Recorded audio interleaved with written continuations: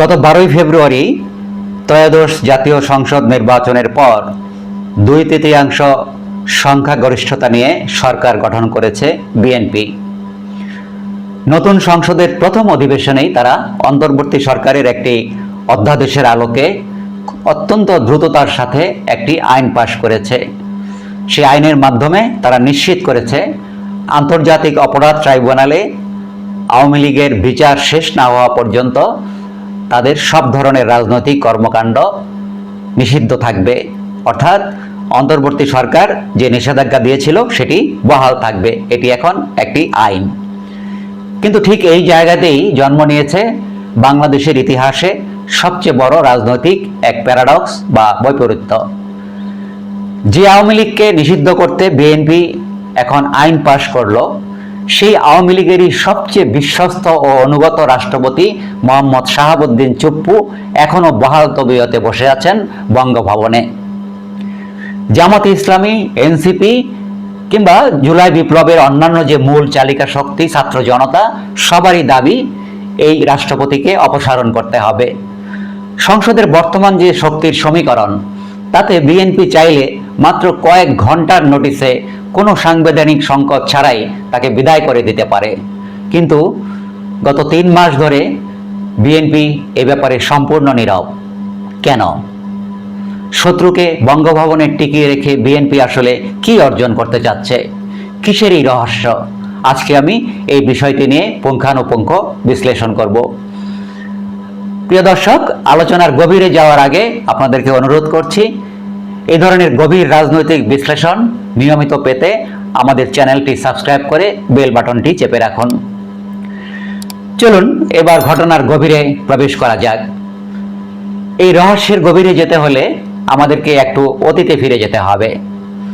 2023 সালে মোহাম্মদ শাহাবুদ্দিন যখন রাষ্ট্রপতি হন, সেটি খোদ আওয়ামী লীগের ভেতরের অনেক সিনিয়র নেতাকেও চমকে দিয়েছিল, কারণ তিনি দলের কোনো গুরুত্বপূর্ণ ব্যক্তি ছিলেন না।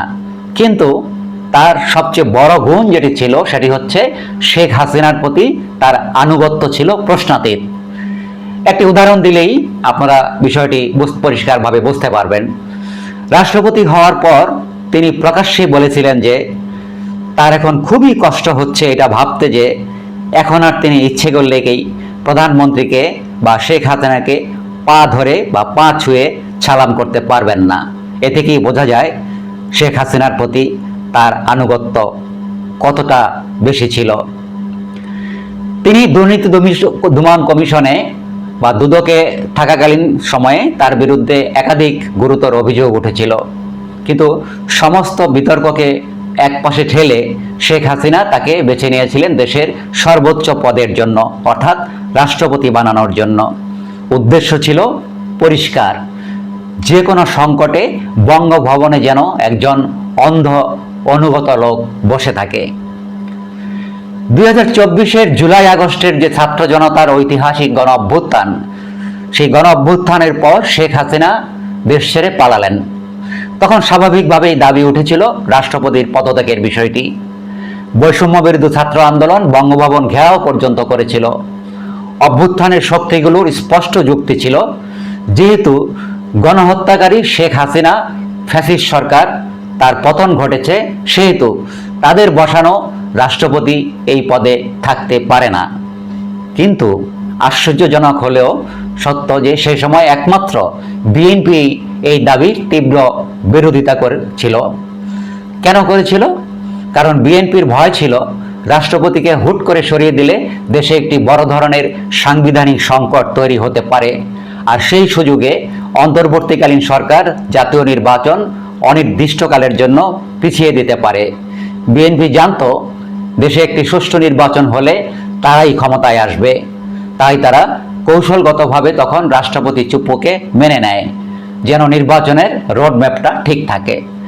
এর ফলে অন্তর্বর্তী সরকার তাকে রাষ্ট্রপতির পদে বহাল রাখলেও এক প্রকার সম্পূর্ণ নিষ্ক্রিয় রেখে বঙ্গভবনে আটকে রেখে দেয়।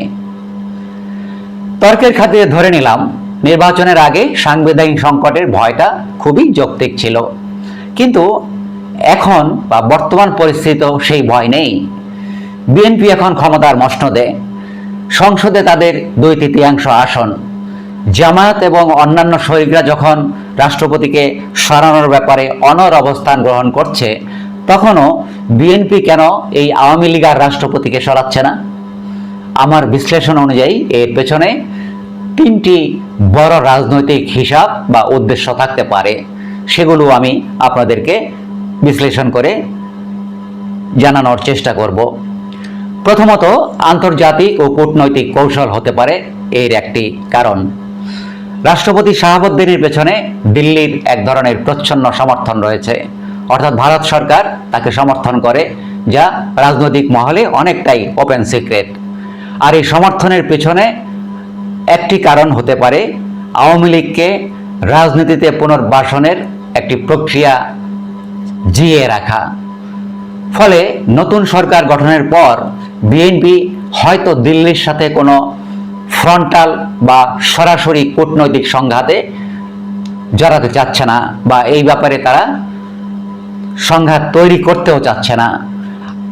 অন্যদিকে আন্তর্জাতিক মহলে তারা নিজেদের একটি ভারসাম্যপূর্ণ ও সহনশীল দল হিসাবে দেখানোর জন্য এটি তাদের একটি সুদূর প্রসারী চাল হতে পারে। দ্বিতীয়ত, প্রশাসনের ভেতরের জটিল সমীকরণ এবং 3 বাহিনীর ভূমিকা, অর্থাৎ সশস্ত্র বাহিনীর ভূমিকা। আপনারা যদি একটু খেয়াল করেন তাহলে দেখবেন অন্তর্বর্তী সরকারের বিদায়ের পর রাষ্ট্রপতি শাহাবুদ্দিন একটি আন্তর্জাতিক গণমাধ্যমে বিস্ফোরক সাক্ষাৎকার দিয়েছিল। সেটি রাজনৈতিক মহলে ব্যাপক আলোড়ন তৈরি করেছিল। সেখানে মোহাম্মদ শাহাবুদ্দিন নিজেই দাবি করেছিলেন যে অন্তর্বর্তীকালীন সরকারের সময় তাকে এক প্রকার বন্দী বা পুরোপুরি আইসোলেটেড করে রাখা হয়েছিল। তিনি এক ধরনের বন্দিত্ব জীবন যাপন করেছেন বঙ্গভবনে। আর সেই কঠিন সময়ে বা পরিস্থিতিতে তাকে বঙ্গভবনে বা রাষ্ট্রপতি হিসাবে টিকিয়ে রাখার জন্য প্রোটেকশন দিয়েছিলেন বা রক্ষা করেছিলেন 3 বাহিনীর প্রধানরা, বিশেষ করে খোদ সেনাপ্রধান। এই একটি তথ্যই প্রমাণ করে যে রাষ্ট্রপতির পদের সাথে আমাদের প্রাতিষ্ঠানিক ও প্রশাসনিক কাঠামোর কতটা সূক্ষ্ম এবং সংবেদনশীল সম্পর্ক জড়িয়ে আছে। বিএনপি ক্ষমতার শীর্ষ নেতৃত্ব হিসাবে এই ভেতরের সত্যটা খুব ভালো করেই জানে। তাই ক্ষমতা গ্রহণের মাত্র 3 মাসের মাথায় রাষ্ট্রের সর্বোচ্চ সাংবিধানিক প্রধানকে হুট করে সরিয়ে তারা সিভিল বা মিলিটারি আমলাতন্ত্রের ভেতরের কোনো নতুন অস্বস্তি বা ক্ষমতার ভারসাম্য নষ্ট করতে হয়তোবা চাচ্ছে না।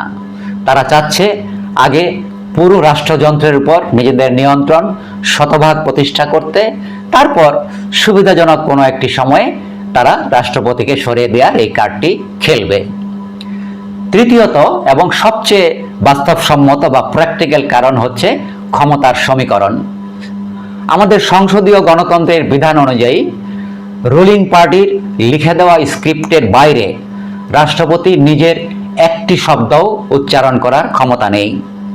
মোহাম্মদ শাহাবুদ্দিন এখন ঠিক সেটাই করছেন, অন্যান্য রাষ্ট্রপতিরা যেটা করেছেন, এবং বিএনপিও সেটাই চাচ্ছে। এখান থেকে বিএনপি বেশ মজা নিচ্ছে এক ধরনের। যেমন ধরুন 30শে মে শহীদ রাষ্ট্রপতি জিয়াউর রহমানের 45তম শাহাদাত বার্ষিকী। এই শাহাদাত বার্ষিকীতে বঙ্গভবন থেকে রাষ্ট্রপতি যে বাণী দিয়েছেন তা অত্যন্ত ইতিবাচক এবং প্রশংসামূলক।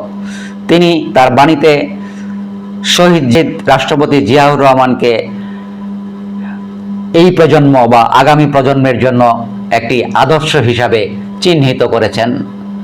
তিনি যখন সংসদের উদ্বোধনী অধিবেশনে ভাষণ দিয়েছিলেন, সেখানেও আওয়ামী লীগ সরকারকে ফ্যাসিস্ট বা স্বৈরাচারী সরকার হিসাবে চিহ্নিত করেছিলেন এবং তাদের লুটপাট, খুন, গুম, হত্যা ইত্যাদির তীব্র সমালোচনা করেছিলেন। সুতরাং বিএনপি দেখছে যে শত্রু এখন সম্পূর্ণ আত্মসমর্পণ করে তাদের ইশারায় চলছে। তাকে সরানোর চেয়ে বসিয়ে রাখাই এই মুহূর্তে হয়তোবা বেশি লাভজনক। এর মাধ্যমে আওয়ামী লীগের উপরও এক ধরনের প্রতিশোধ নেওয়া যাচ্ছে। এই যে রাষ্ট্রপতি এখন বিএনপির পক্ষে বা শহীদ রাষ্ট্রপতি জিয়াউর রহমানের পক্ষে বিবৃতি দিচ্ছেন, এটা তার কিন্তু হঠাৎ করে জেগে ওঠা কোনো বিএনপি প্রীতি নয়, বরং বঙ্গভবনে টিকে থাকার জন্য তার এক ধরনের মরিয়া আত্মসমর্পণ। তবে প্রশ্ন থেকে যায়, এই কৌশলের মাধ্যমে বিএনপি কি বড় রাজনৈতিক কোনো ঝুঁকি নিতে যাচ্ছে বা ঝুঁকি নিচ্ছে না? তো আজ যে ক্ষমতার ভয়ে রাষ্ট্রপতি শাহাবুদ্দিন সম্পূর্ণ চুপ আছে বা বিএনপির কথা মতো চলছে, ভবিষ্যতে কোনো রাজনৈতিক বা জাতীয় সংকট তৈরি হলে সে কি উল্টো পিঠে ছুরি মারবে না? তার কি কোনো গ্যারান্টি আছে? তার সাথে ভারতে পলায়নরত শেখ হাসিনা এবং ভারত এবং পৃথিবীর অন্যান্য দেশে অবস্থানরত পলায়নরত আওয়ামী লীগের শীর্ষ নেতাদের নিয়মিত যোগাযোগ আছে, এই ব্যাপারে কোনো সন্দেহ নেই। যদিও আওয়ামী লীগের একটা বড় অংশ এখন শাহাবুদ্দিনকে বেঈমান বলছে, তবে সেটা হতে পারে একটা বিভ্রান্তিকর বা বিভ্রান্তি ছড়ানোর প্রচারণা মাত্র। বিএনপি কি কেবলই কৌশলগত কারণে শাহাবুদ্দিনকে বঙ্গভবনে রাখছে, নাকি এটি তাদের কোনো বড় ভুল সিদ্ধান্ত? কমেন্ট করে আপনাদের মতামত জানাতে পারেন। আগামী পর্বে নতুন কোনো বিষয় নিয়ে দেখা হবে আপনাদের সাথে।